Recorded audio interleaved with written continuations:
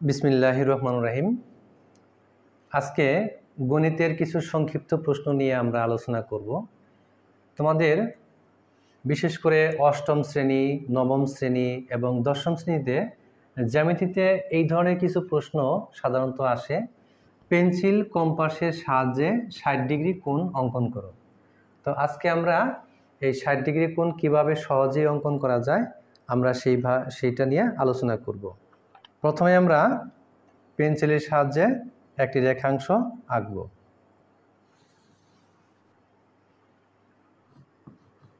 BC একটি রেখাংশ, এটাকে রশ্মি বলা যায়। এই বিসি রেখাংশের এই বি বিন্দুতে এইভাবে আমরা পেন্সিল কম্পাসটা বসাবো, এইভাবে পেন্সিলের কাটার দিকটা এইভাবে বসাবো। তারপর পরিমাণ মতো একটা ব্যাসার্ধ নিব, নিজের ইচ্ছায় পরিমাণ মতো ব্যাসার্ধ নিয়ে এইরকম একটা বৃত্তচাপ আঁকাবো।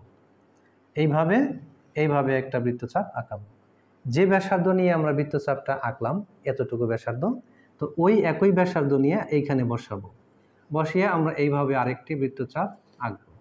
তো বৃত্তচাপটি যে জায়গায় ছেদ করলো, এইখানে যদি আমরা এই বি বিন্দুর সাথে যোগ করি, এইভাবে বি বিন্দুর সাথে যদি যোগ করি, এটা ধরো এ, তাহলে এই যে এ বি সি যে কোণটা উৎপন্ন হইল, এটাই হচ্ছে আমাদের ৬০ ডিগ্রি কোণ।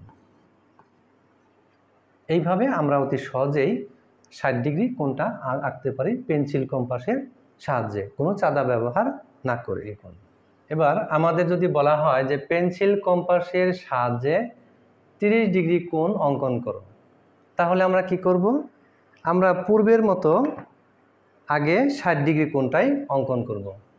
কিভাবে? যে কোনো একটি রশ্মি নিব,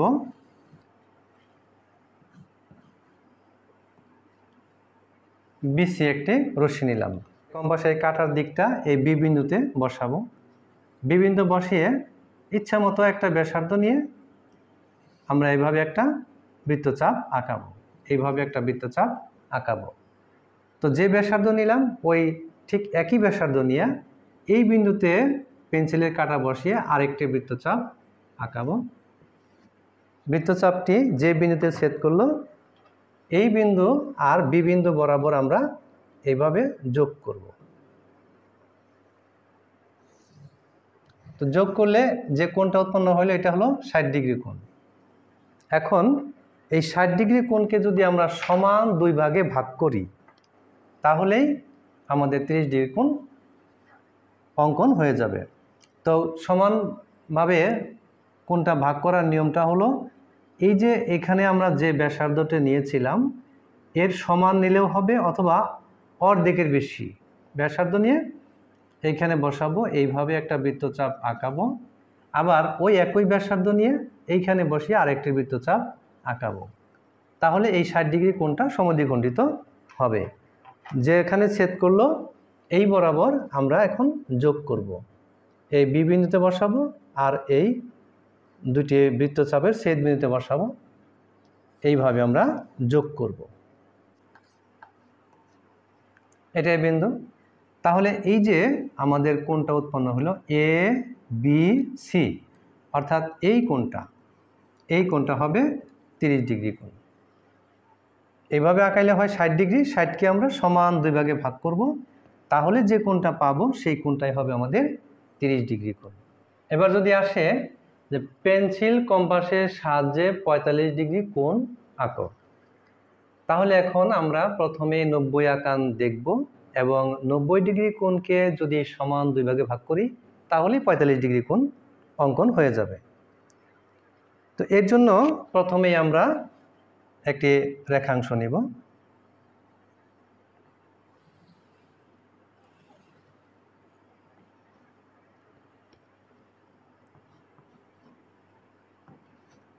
বিসি একটা রশ্মি নিলাম। এখন এই বি বিন্দুতে একটা লম্ব অঙ্কন করব। দেখো, লম্ব অঙ্কন করার সিস্টেমটা কীরকম? আমরা এখানেও ইচ্ছামতো ব্যাসার্ধ নিব। তো এইভাবে বি বিন্দুতে ইচ্ছামতো ব্যাসার্ধ নিয়ে এরকম একটা বৃত্তচাপ অঙ্কন করব। একটু বড় করে অঙ্কন করব। এইভাবে একটা বৃত্তচাপ অঙ্কন করব। তো যে ব্যাসার্ধ নিলাম ওই একই ব্যাসার্ধ এইখানে বসাবো, এখানে বসিয়া এইভাবে আরেকটা বৃত্তচাপ। তো যেখানে বৃত্তচাপটা অঙ্কন করলাম ওইখানে বসাবো, এখানে বসিয়ে আরও একটা বৃত্তচাপ। এরকম দুই জায়গায় বৃত্তচাপ অঙ্কন হবে।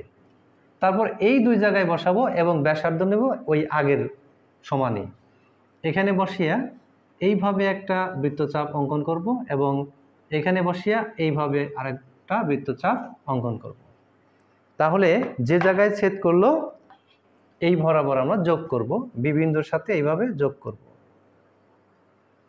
তাহলে এই যে আমাদের যে রেখাংশ অঙ্কন হইল এটা ধরি আমরা এফ।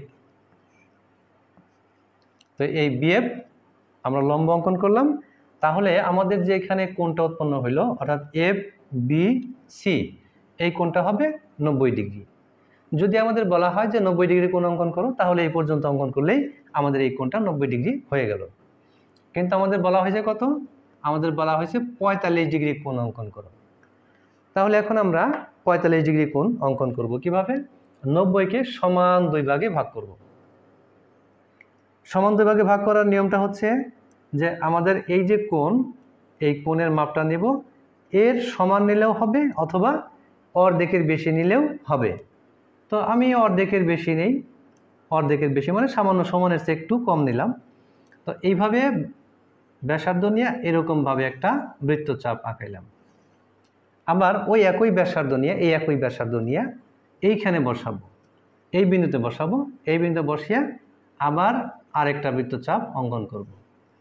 যে বিন্দুতে ছেদ করলো এই বিন্দুর সাথে বি বিন্দুর যোগ করব এইভাবে।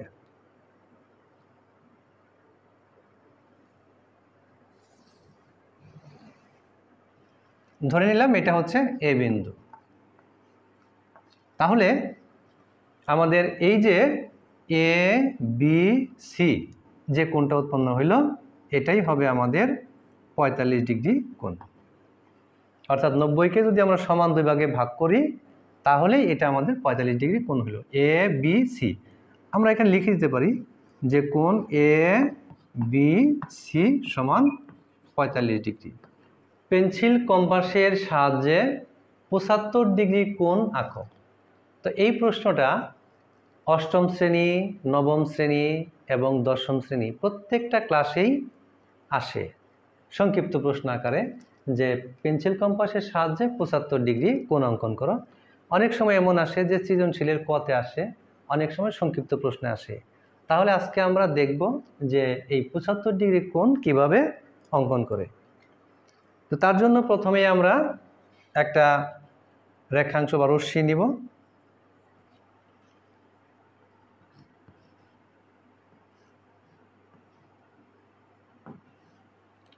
বিসি একটা রশ্মি নিলাম।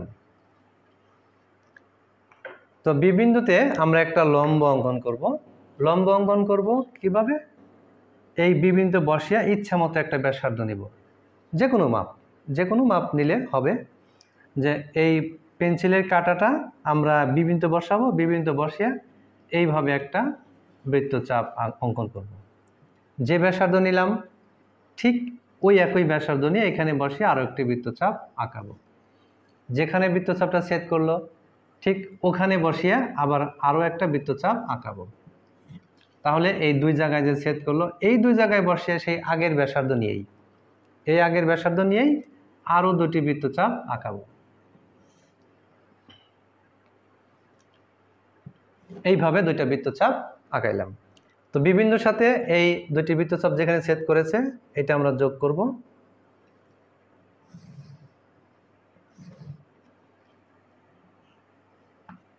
ধরে নিলাম এটা বিএফ, এই লম্বটা হচ্ছে বিএফ লম্ব। তাহলে এই কোণটা অর্থাৎ এফ বি সি এটা আমাদের 90 ডিগ্রি কোণ অঙ্কন হয়ে গেল। এখন এই যে আমরা প্রথমে যে ব্যাসার্ধ নিয়েছিলাম সেই একই ব্যাসার্ধ নিয়ে যখন এখানে বৃত্তচাপ আঁকছি, তাহলে এই বরাবর যে কোণটা এই বরাবর যদি আমরা যোগ করি তাহলে এটা হবে 60 ডিগ্রি কোণ।